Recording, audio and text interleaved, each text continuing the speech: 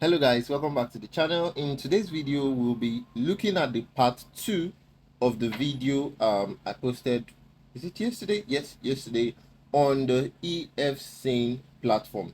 So recall that we did our investigation on Efsane platform and we found out some interesting things. So let me just refresh your memory on our findings as regarding the Efsane platform.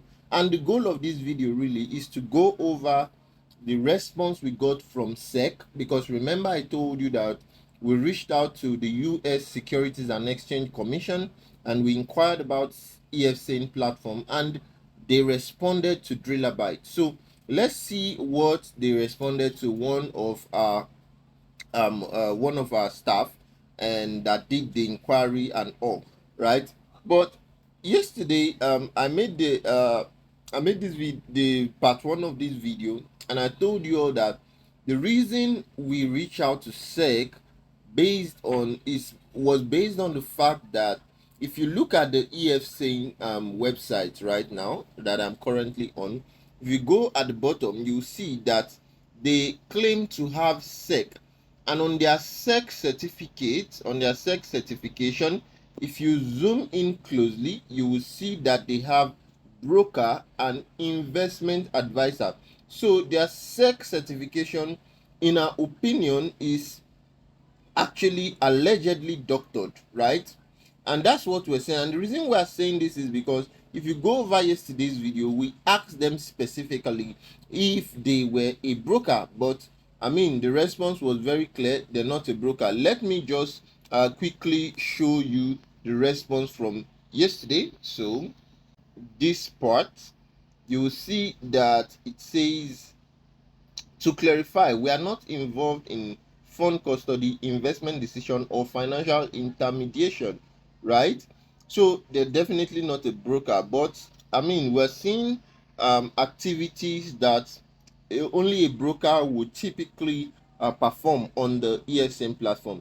So let's go over what SEC responded to us when we reached out to SEC via email. And don't forget what they have on their SEC certification: broker, investment advisor. So that in itself is already a lie that we have actually spotted on the EFSN. And recall that we asked them if they actually being transparent and honest, and they said yes. Remember I told you guys that this video has to be in 3 parts. Number 1, the part where we reached out to the EFSN support and chat with them. We've done that part. And then the part where SEC responded to us as regards what EFSN really is. And then the part where we investigated the Phi coin that EFSN is actually pushing. So we feel like right now one of the major goals of the EFSN is to push the Phi coin. So who is the founder of this Phi?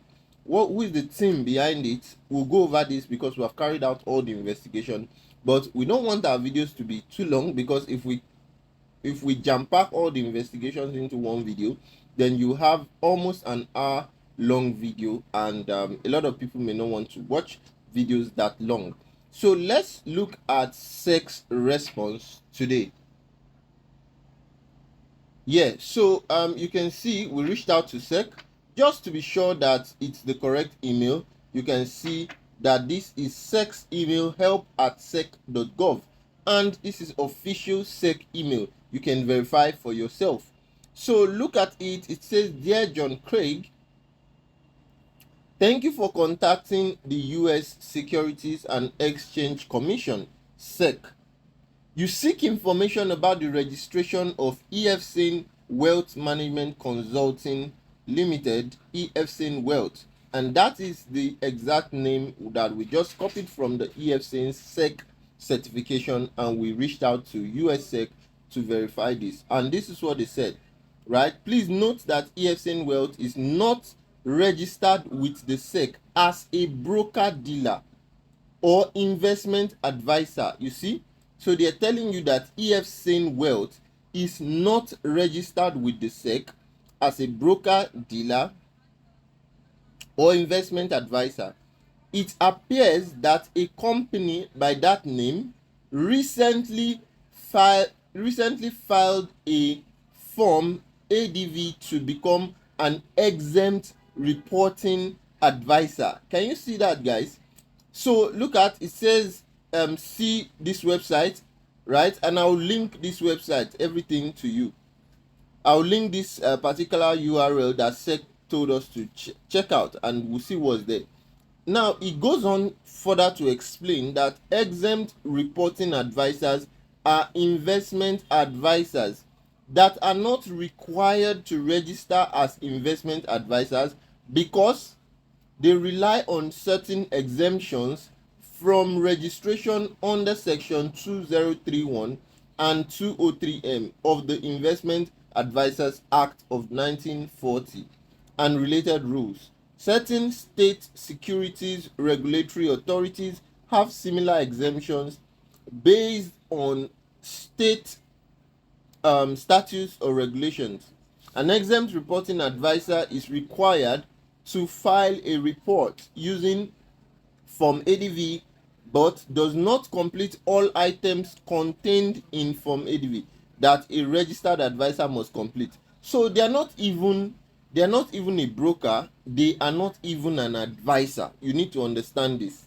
They're just an exempt reporting advisor, right? And that is what they filed as.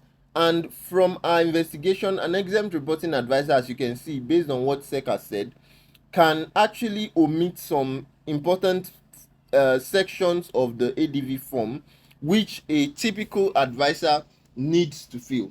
Now, I'll tell you what the implication of that means in a jiffy, but let's just see what SEC said in this email. So the SEC is aware that certain individuals and entities have been impersonating registered broker dealers and investment advisors and exempt reporting advisors. You can review information on impersonator schemes on our website at, they gave me the URL for links to database of US registered brokerage firms, brokers and investment advisors. Please consult how to check out your investment professional at this website.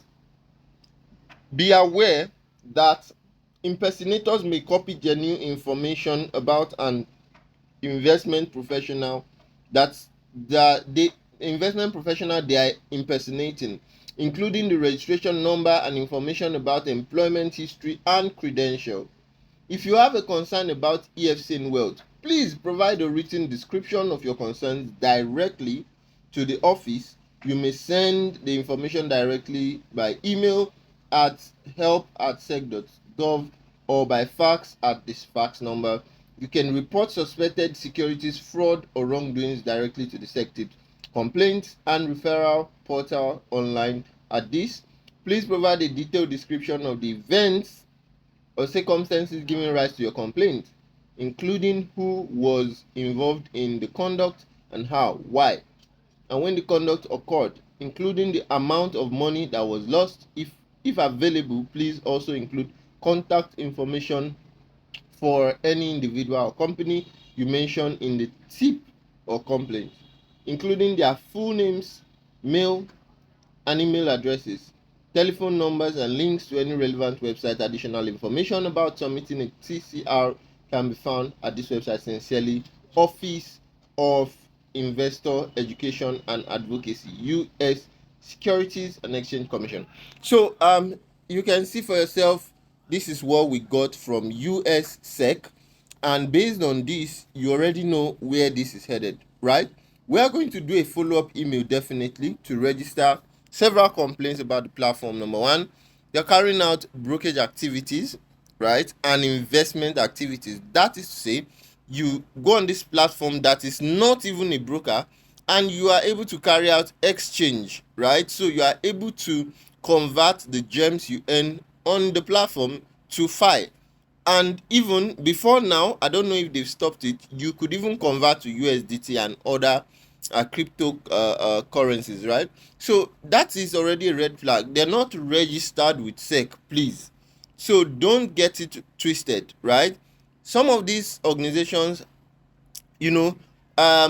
purposely go for a very easy kind of registration just to, deceive the public and show you a sex certificate, because they know you will not do the deep search to verify if this sex certificate actually holds water, right? So and then they carry on, they go on carrying they go on with their activities, and at the end of the day a lot of you fall for these scammers, right? So you see for yourself, we'll continue to be on this case because we can sense that a lot of people are not really doing the proper deep investigation that we are carrying out. And in the next video we are going to talk about our investigation of the Phi Coin to see if it's really worth it, because as of now we asked Efsane support about Phi, and the only answer we got was that um they know who is behind Phi, and we should relax, we should just invest and do what they say, but the Phi guys are trying to keep a low profile, and they don't want to disclose the team behind Phi. And we ask a lot of simple questions, right? Like, okay, you say this Phi is developed on the blockchain, blah blah. Can you give us like verifiable fact, what do you call it now, their GitHub, LinkedIn profile of the team and stuff like that? And they bluntly refused. They just gave us the Phi Telegram group that we should go and do our findings if we want to. And we already have the Phi Telegram, so we carried out the investigation for you guys, and in the next video we are going to tell you all about the findings from the Phi investigation. Thank you guys for watching this one. Can't wait to see you in the next one, guys. Bye.